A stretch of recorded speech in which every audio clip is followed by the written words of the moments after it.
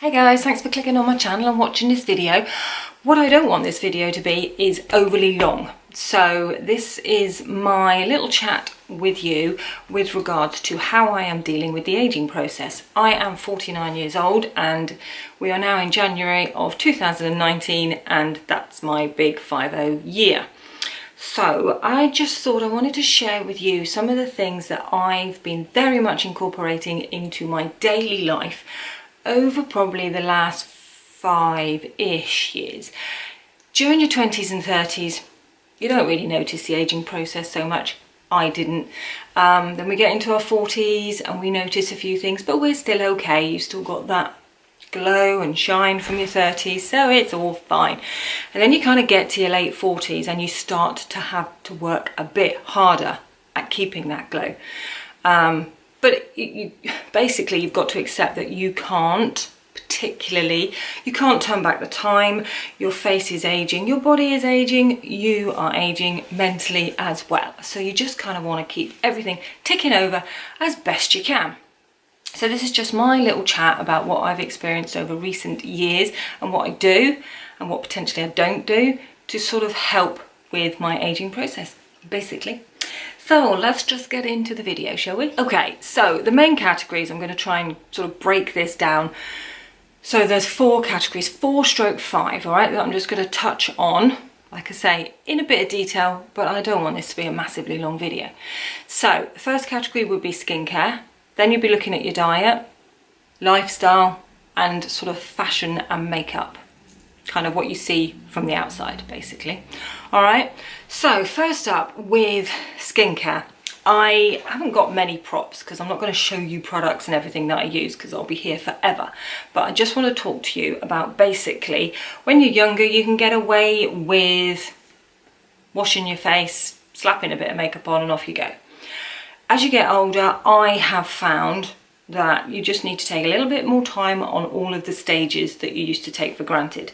So first up for me would be cleaning the face extremely well. Obviously I'm talking more in the evening. If you're a makeup wearer, you need to get all that off. Even if you're not a makeup wearer, there's lots of dirt and grime from the day you're touching your face. It's just crap that needs to come out of your face at the end of the day, all right? So a little hint that I tend to go by now, and this is more of probably in the last year, is I just don't wash my face with whatever cleanser I have. I double cleanse. So in my case, I kind of triple cleanse. I take off my makeup with micellar water, but you don't have to do that step. Then I go in with an oil cleanser. Like I say, I'm not showing you products because there are oil cleansers out there. You've just got to read a bit of packaging and do a little bit of research. Oil cleanse. Then that kind of removes any leftover makeup or makeup if you still have it on your face. But then you kind of need to remove the oil cleanser. So then I go in with a foaming cleanser and wash that all off. And your face is pretty darn clean at that point. And then my routine would be a toner. Particular toners that I like to use are Glycolic toner because they brighten the face. Through my 30s and 40s, I definitely had pigmentation on my cheek area, be that hormonal because of the contraceptive pill or be it sun damage. I never really explored that, so I never knew what it was. But I started using the Pixie Glow Tonic. It's 5% glycolic acid and it is a toner that I can use in the morning after cleansing and in the evening after cleansing before I go in with all the nourishing products. And I seriously think, I would say hand on heart, this has helped brighten this pigmentation on my cheeks. Also keeping your face out of the sun will do that because I know 100% during the summer months that got worse. It was more prominent. So SPF is obviously extremely important as well to sort of help if you have discoloration. If you don't have discoloration, this is still a really great product to use because it brightens and exfoliates the face. And I definitely think that it has heightened my skin texture and just given me that little glow in my skin, even if it's absolutely knackered. So I would highly recommend a Glycolic toner.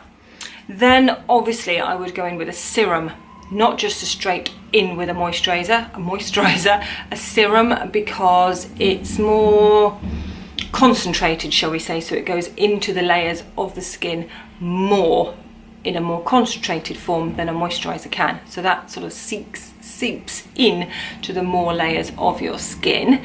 Then I would definitely use an eye cream. I don't know, the jury's still out. Lots of people don't know if it actually makes any difference, but the skin around your eyes are many layers thinner than the rest of your face, so I choose to use an eye cream. And sorry, there's a lorry outside the window. Hopefully it's going on now. Then I would go on with my moisturizer. And obviously if it were in the daytime and in the summer months and I was going to be outside a lot, then I would use an SPF.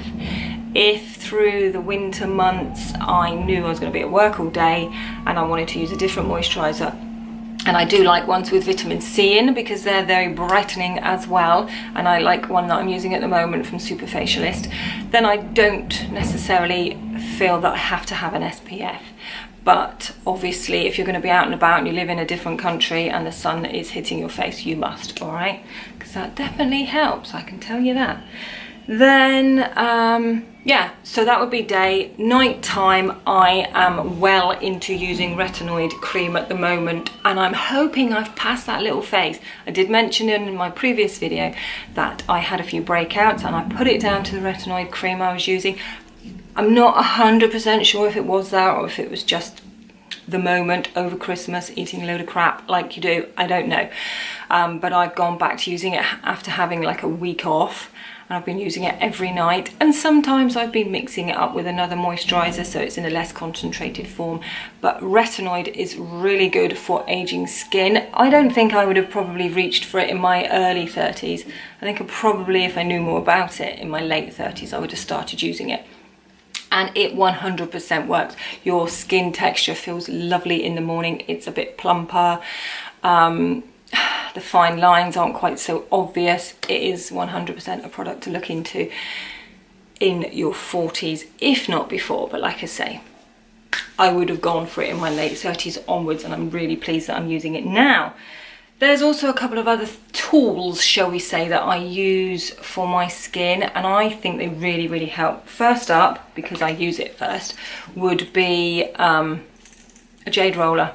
I love this. It's lovely and cold for first ups, but when you wake up in the morning, if you're all warm and snuggly in your bed, I don't mind throwing back the duvet and just getting some cool fresh air on my body. I'm at that age where I'm running quite a high body temperature, so I reach for my jade roller and I just roll it outwards, not backwards and forwards, just always in from the nose out, particularly under my eyes, and it depuffs. I don't suffer greatly from puffy eyes, but if I haven't slept very well and my diet has been particularly bad, then I might find that area a little bit more puffier on those mornings. So I would just roll the jade roller over that area, and then I do, you know, go over the rest of the face and go along the jawline. And it's just really nice because it's so cold and you've just got out of your warm cozy bed, so to have that coldness on your face is actually really refreshing and relaxing, and I do love a jade roller. Of an evening, if I want to do sort of up the skincare a little bit, I don't do it a lot, but I do it probably once or twice a month, literally, not a lot, but it's derma rolling. Okay, so this is a little derma roller, and basically this is a product with lots of tiny little, for want of a better word, I'd say pins, but they are minuscule. It's something like 0.5. I don't know what grade I've got, but I've got a really gentle one. But you still can feel them on your face, so it's doing good things. Basically, with this one, of an evening after I've washed my face, so on a totally clean face, you can do little rolls in like 5 times over one direction, 5 times back another direction, then you go another direction. You do that over your forehead, everywhere, backwards and forwards, just concentrating on the different areas and your face, and as close to your nose as you can. If what I tend to do, because I do have sort of like a, I think it's a sleeping crease, as in when I sleep on this side, my face falls forward and you get a crease. You'll know all about this if you have a certain age. And I kind of really get in there on that one, backwards and forwards, and anywhere else where I see those fine lines appearing and those ones that are staying, you know they're going to turn into wrinkles. So I really get in there and go over those many times with the jade roller. Then I just let my face settle for a bit, and then I go in my skincare, and obviously all of that skincare is absorbing into the face because you've made these tiny, you can't see them, you seriously cannot see them. It's not making the skin bleed. There are some research out there and some nasty videos where it sees all these horrible little red pin marks all over your face. This is no way doing that, right? You don't even see it on your face. But yeah, it just helps all the skincare get into those layers of skin a little bit better. So I do enjoy using that. Like I say, not that often. I don't feel that I need to, but you use it as often as you wish. Okay, so as a follow on from what you're doing to your face, obviously you've also got to think about your body. So every so often, just exfoliate your body. Do that how you wish, whether that's a cream product that you've got all those little beads in. You can be a lot harsher on your body than you do on your face. I tend to love using those little scrubby mitts in the shower. They're so easy, and you put your body lotion on, your soap, whatever you use in the shower, and just scrub your body almost, no, I won't say almost raw, but you do know what I mean. So you get that redness on your skin, and then get out of the shower and literally moisturize immediately. I've been doing this for years, absolutely years, and I moisturize while I'm still in the bathroom. When your body is still damp, you absorb more moisture from the product, so you're adding onto it. So I absolutely always do that every morning without fail. Otherwise my skin will be so itchy, and it gets a lot itchier obviously in the winter. So sometimes you have to add more moisture later on in the evening or something. Sometimes you're lucky enough not to, but definitely moisturize immediately after the shower. That is so good. Basically, whilst we're on the skin subject, I just wanted to say, to really cheer us up, as we get towards menopause age, wherever that is in the spectrum for everybody, we're all different there, we lose collagen from our face. So we lose up to 30%, I think, as we're approaching menopause, and that's pretty horrible actually, because, what should we say, youthfulness is described through the face as basically plumpness of the skin, elasticity of the skin, and smoothness of the skin. If you have all those three things with the collagen, which is kind of going with the plumpness, you know, your skin is looking youthful. All those things are evaporating from our skin as we gallop towards the menopause and into our late 40s, early 50s, and so on. So we're just trying to bring that back to the face, which is why we use the retinoid, why we use the derma roller, and all the moisturizers and everything with a peptide. It's all good for plumping out those fine lines and smoothing things out, just to help the face look more youthful. Hence why a clear skin with no pigmentation is obviously youthful. So we want to try and keep those things at bay, which is why I use the Glycolic toner. So that's just a sort of a roundup of what the beauty industry, or what people, whoever they are, think that youthfulness is all about, and what we lose as we get older. So we've got to sort of add that back into our routine, because it's not natural. We've got to add it in. Okay, I think that's skincare done. I'm just going to sort of touch on diet going into lifestyle. Okay, so diet is a bit of a touchy subject, isn't it? I'm not preaching to anyone. You just do you. I'm not going to tell you what to eat. We all know, particularly by the time you've got to my age, what is bad for us and what is potentially good for us, all right? I like a bit of everything, really. I love the sweet stuff. I love the cheese, crisps at Christmas. Well, not just at Christmas, but you know. All those treats, you just overindulge at Christmas and you justify it because it's Christmas. And that's absolutely fine to do that, because I'm not doing it every day of the year for the rest of the year. So I can do things in moderation quite easily. And if I overindulge too much and I don't like the results of that, I just back off. I can do that. Not everybody can, so I'm not sort of going down that road of telling you, because we all know what we've got to do to keep fit and healthy, and that's not necessarily how heavy you weigh. I don't exercise as in cardio at all. I used to go to the gym, but I stopped that probably a good 5 or 6 years ago. Now what I do, because that's what I find works for me, is a little circuit every morning before I go to work. I get up in time so I can dedicate at least 10 minutes, sometimes 15, to just doing a few weights. That's what I'm really finding, sort of using my own body as the weight. I do have a kettlebell, but I do press ups. They're not the sort of, you know, the man press up when you're on the tips of your toes and you're pressing up.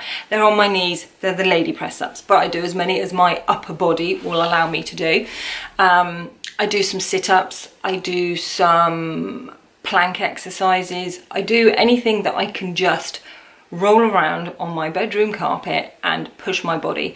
I do stretches. I do sort of leg thrusts, so you're sort of helping your butt cheeks. I do squats where my knees will allow. Sometimes with a kettlebell, sometimes that's too much, sometimes not. Just move your body around, pushing it.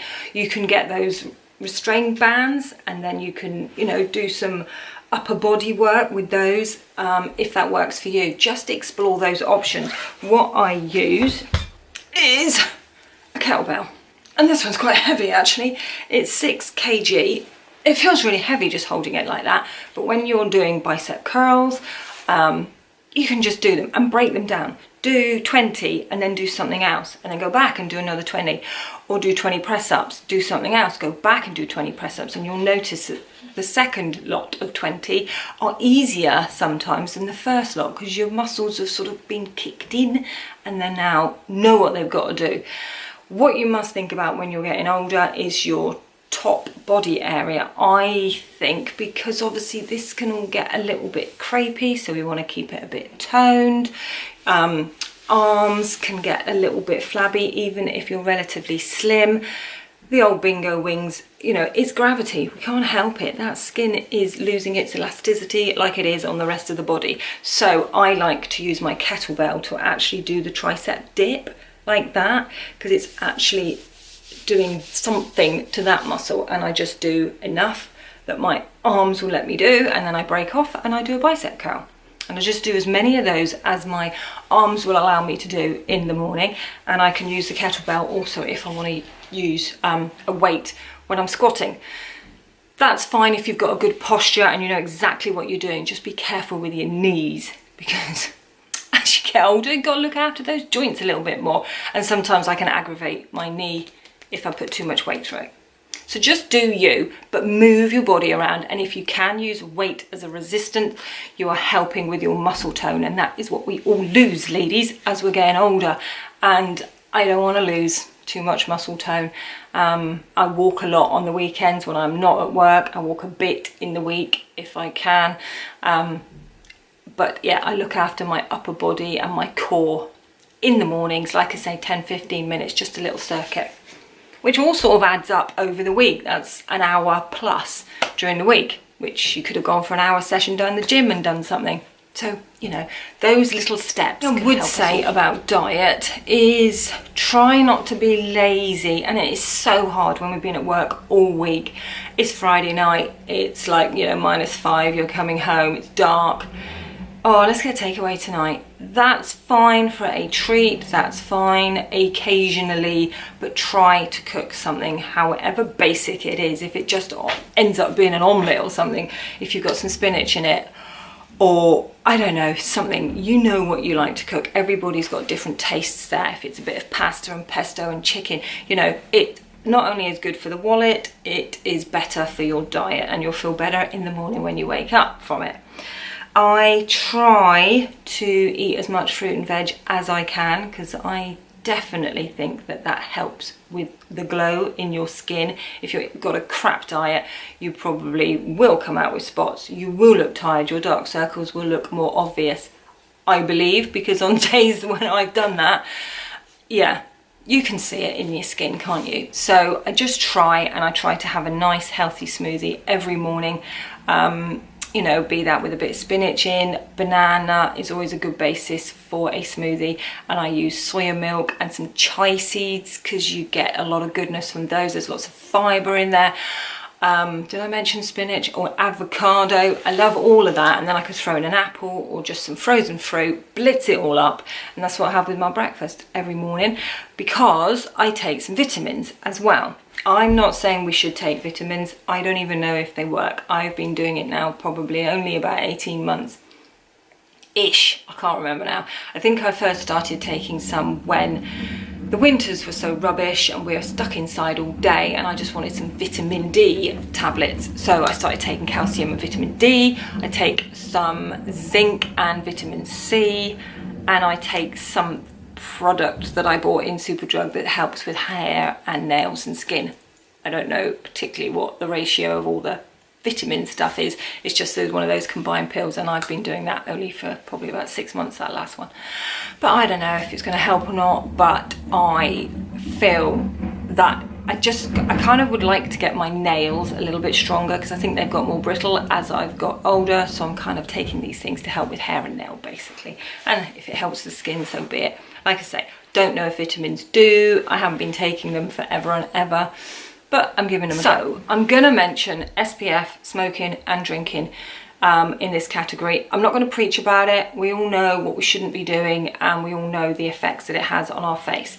I am going to say about SPF because I have more of a knowledge on that, be it that I don't smoke and I rarely drink.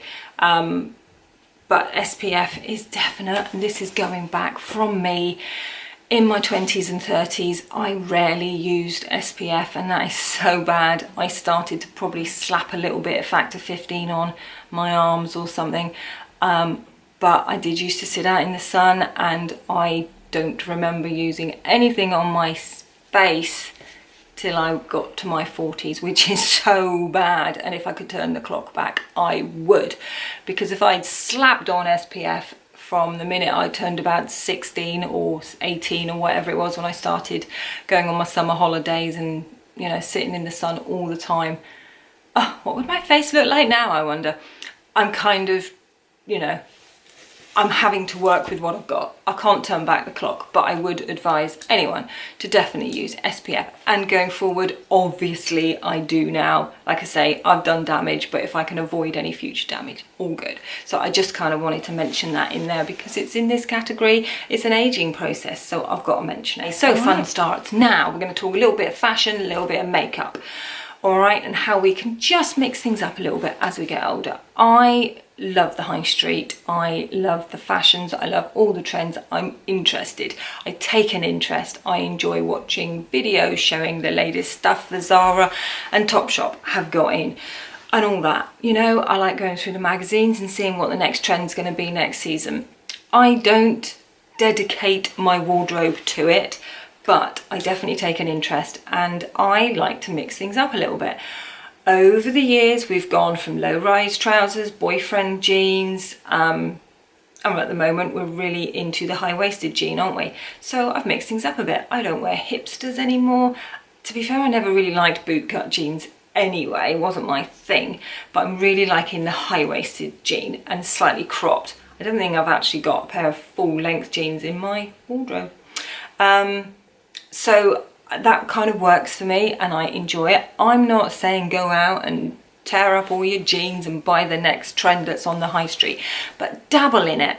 If you've always worn the same style of jean and think, gosh, yeah, I've been wearing these for like on and off for 15 years, I might explore what new pieces are out there.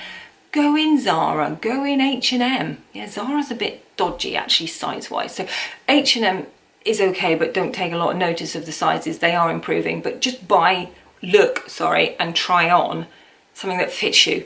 Forget the size, just try on different sizes that fit you, because some might fit around the bum and the hips, but the waist is too big. The waist might fit and you can't get your ass in there. Just don't get hung up with sizes. Just try some different styles on. See if you actually like them. If you don't, stick to what you've got. No worries. But just push yourself out of your comfort zone a little bit. Like I say, I'm really into the high-waisted and the cropped, and I like having a raw hem as well. And I think they look really cool with a little trendy pair of ankle boots. So do that. Or just go and pick up a slogan t-shirt. Again, if you absolutely loathe the fashions out there, you probably wouldn't be watching this video anyway. You know, so I'm not going to make you say, go and try something on and wear it if you feel awful in it, because that would be like telling me to go and put on a little dress and do something girly. I'm not going to do it, all right? I know my style and I'm sticking with it. But if you kind of thought, oh, I'd like to mix things up a little bit somewhere, just go and try some things on. Pick up a slogan tee if you like the slogan. It doesn't have to be something massive and in your face and obtrusive. Sometimes they just might say love or, I don't know, freedom or something cute. And if you kind of feel something about that, try it on. If you like it, wear it. Stick it on with your pair of jeans and even your existing pair of jeans. It's just updating that look. Just the little things, right? Small things. That's all I'm saying.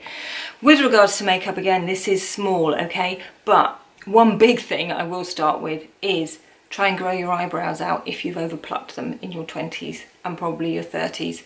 I literally about 3 years ago, sort of thought, right, I'm going to try and regrow my eyebrows. And can you see, I'm doing a pretty good job. I'm growing them in more because I started plucking back here more, you know, and they were just too far back and obviously very thin. I was lucky, at the age of 15, I had a monobrow, so I knew my eyebrows were going to grow if I just left them. So you leave them to a degree, but obviously you still pluck because you want that shape. And if you get a random one in the middle, you know, get rid of it. Don't just let them grow. Help them and train them. And if you then invest in an eye pencil and you get the right one for your shade, don't go too harsh or too dark, just go with your shading. You can fill in any little gaps. And I'm kind of at a place where I'm pretty happy with my eyebrows now. I'm just going to show you. I don't know if you can see, and it's probably not the best way to show you with my glasses and everything, but I like them. They suit my face and I'm kind of happy. And it did take a good couple of years to kind of get to this. I've still got gaps, but I got the eye pencil so I can work with it. Right, what would I say next? Yeah, glowy skin. Obviously I've talked about that through the skincare side of things. Think about that with your foundation. Go with a lighter coverage. If you use quite heavy foundation and it's matte, mix it up. Maybe get a more dewy, glowier, sheerer foundation. Mix it with your moisturizer, and then, you know, because you might not have a lot of discoloration or pigmentation or blemishes on your face. You might actually have quite clear skin. Let it show. That's what I think. Just, you know, if you've got a heavy moisturizer, quite a thick one, and you don't want to go out and buy a new one because you don't think it's going to be good for your look, maybe just for once try it out, mix it with a bit of moisturizer and then put it on, and you'll see you've got that sort of dewiness come through. So just sort of take it back a little bit if you're quite heavy-handed. Blush placement as well. Absolutely love blush. Can't do without blush. I've always loved blush because I've got quite a uniform flat face, I think, and I need blush to define these cheeks. So pop a little bit of blush here on these fleshy bits, just a tiny little bit, and try and keep it high. Don't drag it too low on the face. You can do a bit of bronzer around for that, but try and keep it sort of high on these little bits, and just a little bit here. Go subtle to start with, don't go over the top, and that just keeps the face looking a bit more youthful. It's just placement, it's just playing around and trying new things. If your lips are starting to thin, which I think mine definitely have, to be fair, try using lip liner and just going over the tiniest bit. You're still following the lip line, you're not going clown-like. Just play around and try, because that will make a tiniest difference to the shape of your lips and the plumpness. And maybe use a lip gloss. Even if you just pop a little bit in the middle, that just gives that plumpness to the lips. And juicy lips, plump lips are youthful. There you go, guys, that's my little roundup of what I think about the aging process and what I am trying to do, or what I am doing to try to, I want to say slow it down, but I don't think you can. You've just got to sort of work with what you've got and make the best of what you've got to kind of help the situation and make you feel more comfortable in your skin. If you think having Botox and lip fillers makes you feel more confident and comfortable with your body, you do you. I'm not telling you that's what you shouldn't do. This is just me, what I do. I'm not confident enough to let somebody stick a needle in my face. I like to control what I'm doing. Yeah, maybe I would actually love a little bit of Botox, but I don't know, would I really? I'm kind of okay where I am at the moment. 10 years time, it's probably too late for Botox. I think that's something you've got to kind of do before all those wrinkles set in, when there's tiny little fine lines, and maybe then people don't even notice that you've had something done to your face. That's what I think. Anyway, you do you. I'm just letting you know what I've been doing and what I will continue to do. And if I amp it up at any time, I will let you know. So thanks so much for watching. Leave me a little comment down below what you do to help slow up the aging process. I'll be really impressed to hear. And click that subscribe button before you disappear, and then I'll see you next time. Thanks so much for watching, guys, and I hope you've enjoyed. Bye.